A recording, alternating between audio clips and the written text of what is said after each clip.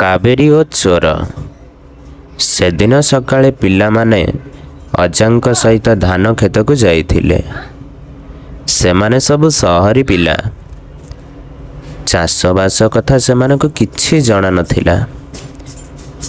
ଗଲାବେଳେ ଗୋଟିଏ ଡେଙ୍ଗା ଗଛ ଡାଳରେ ଚଢ଼େଇ ବସାଟିଏ ଦେଖି ଆନନ୍ଦ ବିସ୍ମିତ ହୋଇଗଲା। ସେ ଅଜାଙ୍କୁ ପଚାରିଲା, ଚଢ଼େଇମାନେ କେଉଁ ଡାଳରେ କିଭଳି ବସା ବାନ୍ଧିବେ କେମିତି ଜାଣନ୍ତି? ମୁଁ ବୁଝିପାରୁନାହିଁ।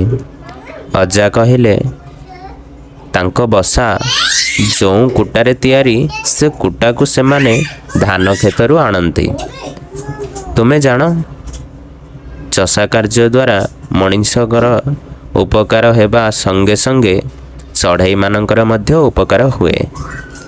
କ୍ରିଷ୍ଣା କହିଲା, ଅଜା, ମୁଁ ଭାବୁଥିଲି ଆମେ ଗଛରୁ ଆମ୍ବ ତୋଳିଲା ଭଳି ଧାନ ଓ ଗହମ ମଧ୍ୟ ଗଛରୁ ତୋଳା ହୁଏ। ଆଜି କିନ୍ତୁ ମୁଁ ଜାଣିଛି ଯେ ଚଷା କାର୍ଯ୍ୟରେ ବହୁତ କିଛି କରିବାକୁ ପଡ଼େ।